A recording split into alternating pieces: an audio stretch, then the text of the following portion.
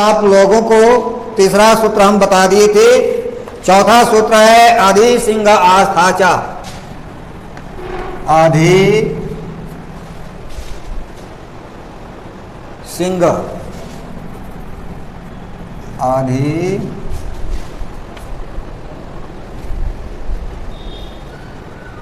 सिंह, आधि सिंह आस्थासाम, आस्थासाम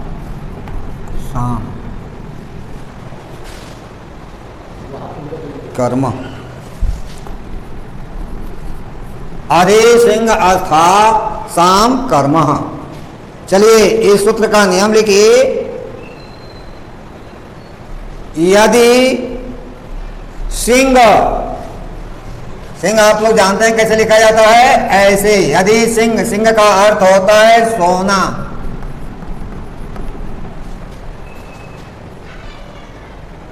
आस्था ठहरना,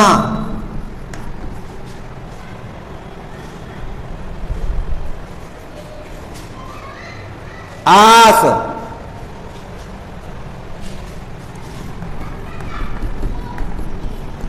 आस माने होता है बैठना।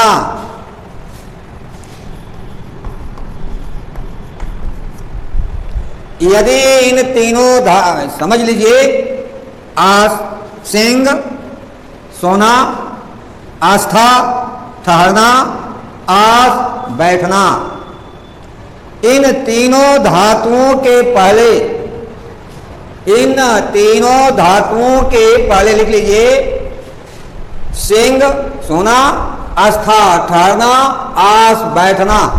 धातुओं के पहले आधि उपसर्ग, आधि को इन्वर्टेड कॉमा में रख लीजिए। आधि उपसर्ग, आधि उपसर्ग आए तो इनके आधार पर, इनके आधार पर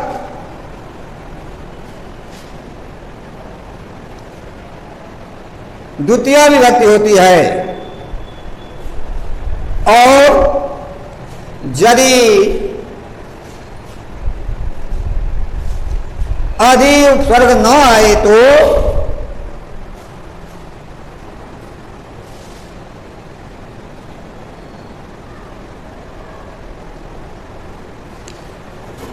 उनके आधार पर सप्तमी विभक्ति होती है।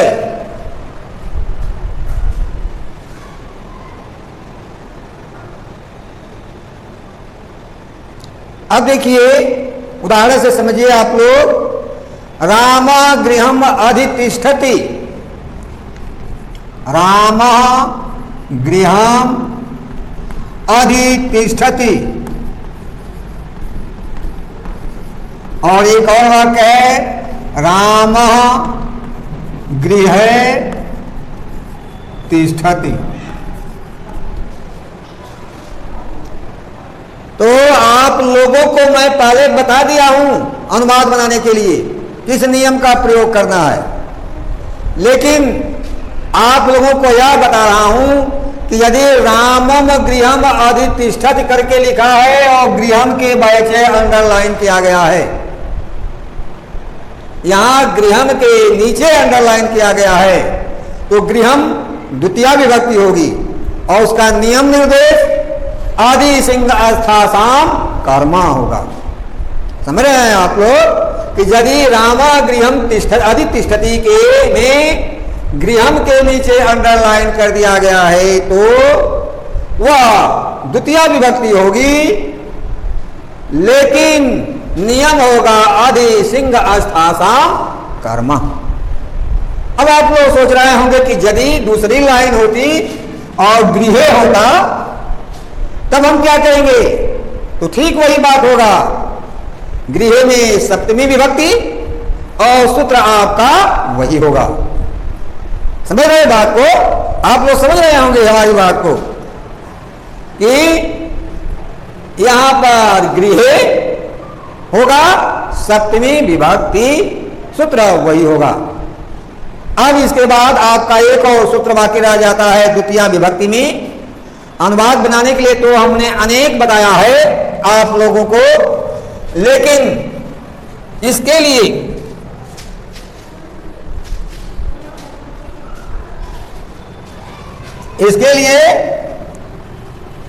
बस एक ही रह जाता है, वह है आपका अंतिम अभीत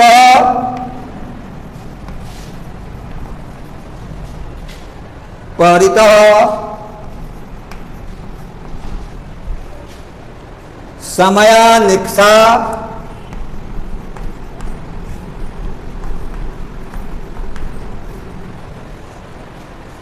हा प्रतियोगे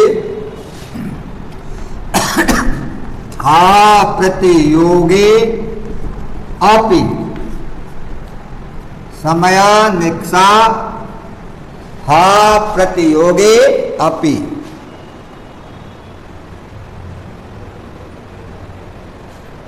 इस सूत्र को आप लोग नोट कर लीजिए और इसका नियम लिखिए।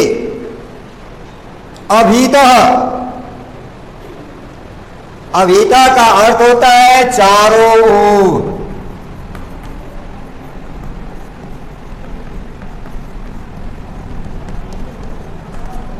अभीता चारों,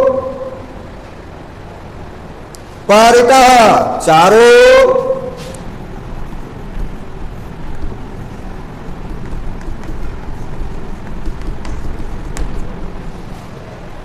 समय पास,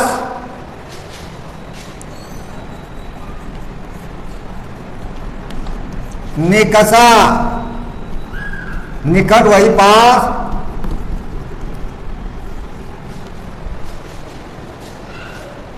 हा का अर्थ होता है हाय। दुख भरी शब्द में आप लोग हाय कहते हैं, कोई काम हो जाता है तो एकाएक मुंह से निकल जाता है हाय, वह हाय। और प्रत्यय माने होगा की ओर के, की ओर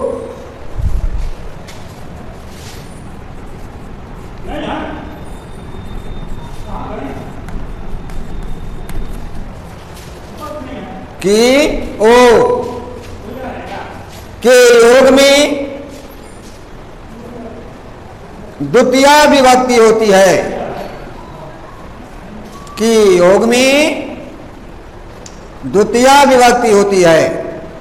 ये तो आप लोगों को अनुवाद बनाते समय पहले ही मैंने बता दिया है 9th में, और सूत्र के रूप में लिखा भी दिया है कि अभीता परितः समयानिक्षा प्रति योगे चौपी। लेकिन यदि कैसे आपको जो है रेखांकित शब्दों में यह सूत्र लगेगा। यदि एक वाक्य से मान लीजिए कि ग्रामम अभीता तड़ागा संति, ग्रामम अभीता तड़ागा संति, या एक और वाक्य रख लीजिए दुर्गम परितः परिका अस्ति, दुर्गम परितः परिखा अस्ति, परिखा अस्ति। और एक और उदाहरण देख लीजिए, विद्यालयम अभीतः पादपा सन्ति, विद्यालयम अभीतः पादपा सन्ति। अब देखिए एक नया आप लोग यह वाक्य ऐसे दे दिया जाएगा और यहां पर ग्रामम के नीचे अंडरलाइन, दुर्गम के अंदर अंडरलाइन या विद्यालयम के नीचे अंडरलाइन कर देगा। तो ये तो डिक्लेयर है कि चाहे ग्रामम हो चाहे दुर्गम हो चाहे विद्यालयम हो, इसमें द्वितीयाई विभक्ति होगी। कौन सी विभक्ति होगी? द्वितीया विभक्ति होगी। लेकिन नियम क्या होगा आपका? अभीता परिता समया निकषा प्रतियोगे अपि। द्वितीया विभक्ति तो होगी निश्चित, लेकिन इसका नियम होगा अभीता परिता समया निकषा प्रतियोगे अपि। जैसे इसका देख लीजिए, अर्थ देख लीजिए, गांव के चारों ओर तड़ागा माने तालाब संति हैं, या दुर्ग के चारों ओर परिखा माने बताया गया है, नहीं बताया गया होगा तो जान लीजिए, परिखा माने होती है खाई। क्या होता है? खाई। कभी कभी ऐसा भी अनुवाद यहां आ गया है, बोर्ड एग्जामिनेशन में आया हुआ अनुवाद है कि किले के चारों ओर खाई है, अनुवाद बनाने के लिए। तो उस हालत में आपको यह काम कर जाएगा कि दुर्गम परिता परिखा अस्ति। इसलिए मैंने आपको उदाहरण के रूप में यहां दिया है कि यदि अनुवाद इस प्रकार का आ जाता है कि किले के चारों खाई है, तो इसका अनुवाद यही होगा दुर्गम परिता परिखा अस्ति। और दोनों ओर होगा तो क्या होगा? दुर्गम। दोनों ओर की संस्कृत क्या होगी? उभयतः। क्या होगा? उभयतः। तो दुर्गम उभयतः परिखा अस्ति, दोनों में आपका एक ही होगा। अब विद्यालयम अभीता पादपा संति। अभीता से तो आपने यह ज्ञान प्राप्त कर लिया कि इसमें नियम है अभीता परिता समयान निकषा प्रतियोगी, लेकिन इसका अर्थ क्या होगा? तो विद्यालय के चारों पादप माने होता है वृक्ष। पादप माने क्या होता है? वृक्ष, पेड़। तो विद्यालय के चारों ओर वृक्ष है, ऐसा भी आपको अनुवाद आ गया है। परीक्षा में संस्कृत में अनुवाद बनाने के लिए चाहे हिंदी हो चाहे संस्कृत हो, ये दोनों वाक्य जो है अक्सर बोर्ड एग्जामिनेशन में पूछा गया है कि किले के चारों ओर खाई हो, खाई है, और विद्यालय के चारों ओर वृक्ष हैं। तो आप बार-बार की जगह पर आप वृक्षा भी लिख सकते हैं, कोई अंतर नहीं पड़ेगा। क्योंकि अनुवाद में आप यह मत देखिए कि कठिन से कठिन वर्ड को रखें, नहीं। अनुवाद के समय आप देखिए कि सिंपल शब्द लिखें। वृक्ष भी लिख सकते हैं, वृक्षा संति। तो इस प्रकार से आप द्वितीय विभक्ति के नियम का जो रेखांकित वाक्यों में नियम निर्देश करने के लिए पूछ रहा है, यह समाप्त हो गया। अब हेडिंग दीजिए तृतीय विभक्ति के नियम में, यानी तृतीय विभक्ति के नियम में आ जाइए।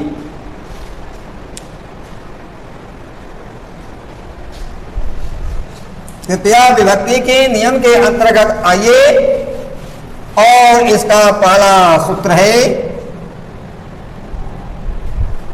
नोट कीजिए पहला सूत्र, साधकतम। साधकतम, साधकतम करणम। या इसका एक और भी सूत्र है, कर्ति करणयो, करणयो, कर्ति करणयो तृतीया।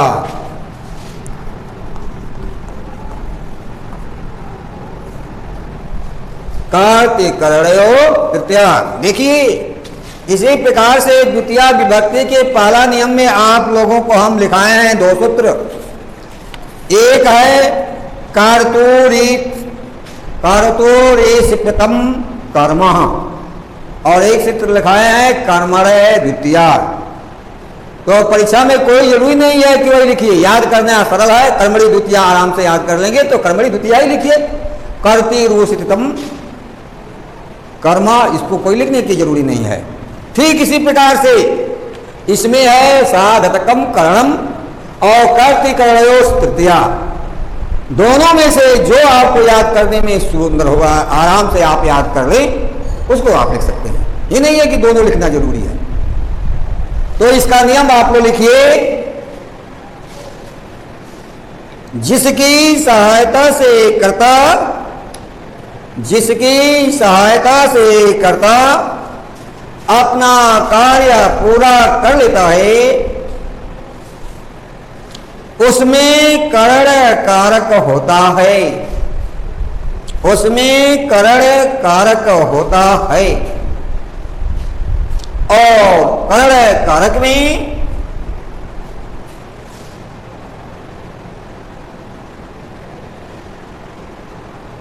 तृतीया विभक्ति होती है। इसका चिन्ह से या के द्वारा होता है। अब देखिए इसका उदाहरण में, स नेत्राभ्याम पश्यति,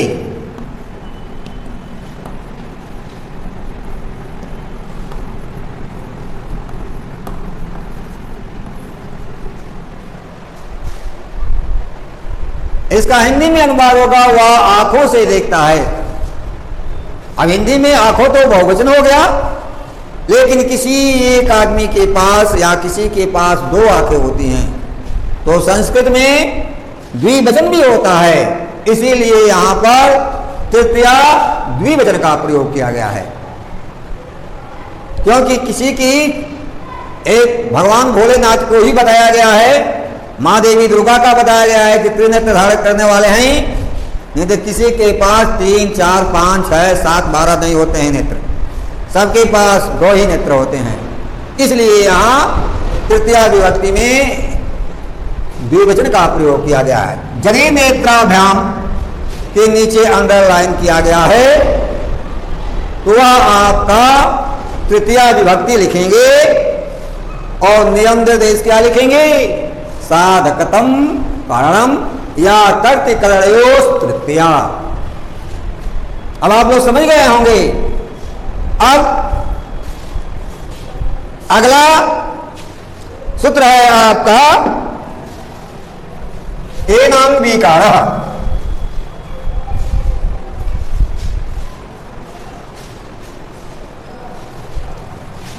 ये नांग विकारः, ये नांग विकारः, ये 9 पर बिंदी है। हमसे भी मिस्टेक हुई, परीक्षा में आप लोग मिस्टेक मत कीजिएगा। ये नांग विकारः,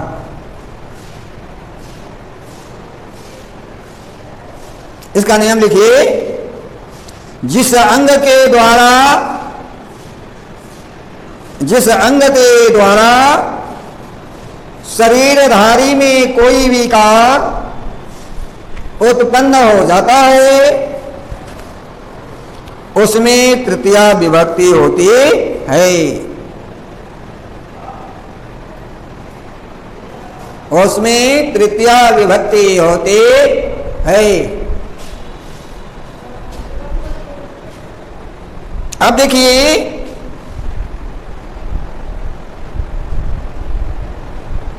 ये नियम तो आप लोगों को अनुवाद बनाते समय के लिए बताए हैं,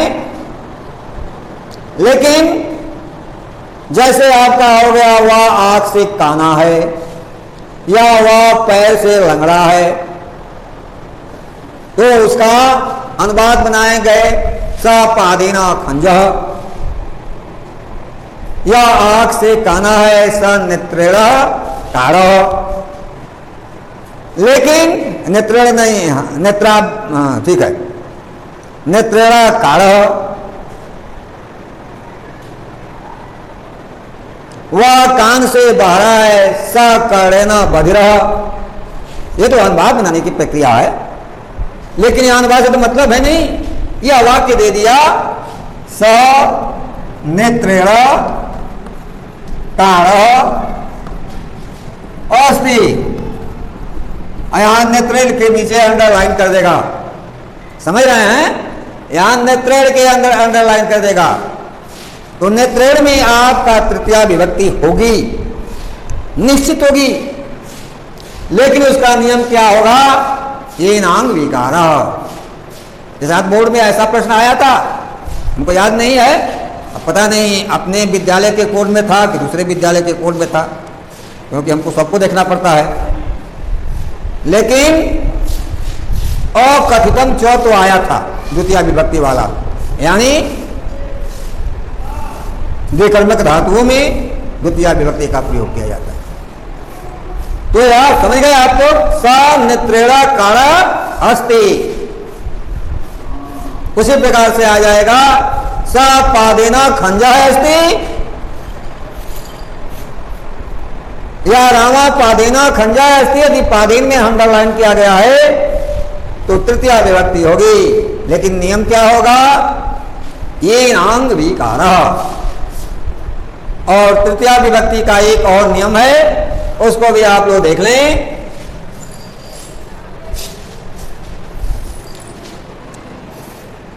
सयुक्ते और प्रधाने,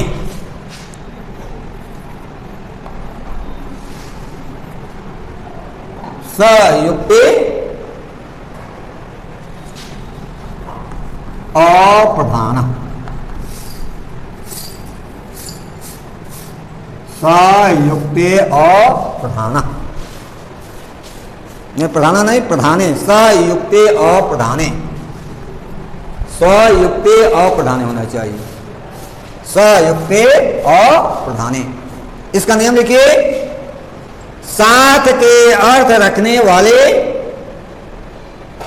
साथ के अर्थ रखने वाले स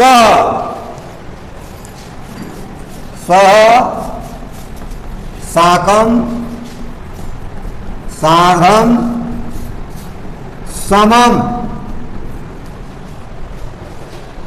सह साकम सार्धम समः, शब्दों के योग में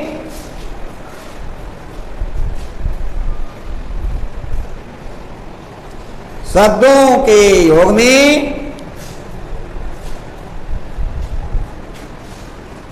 तृतीय विभक्ति होती है।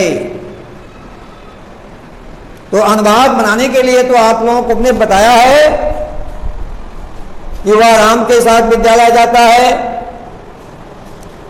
तो हमने बता दिया है आप लोगों का कि सा रामेण स लिखें, चाहे साकम लिखें, चाहे सार्धम लिखें, चाहे समम लिखें, गच्छति।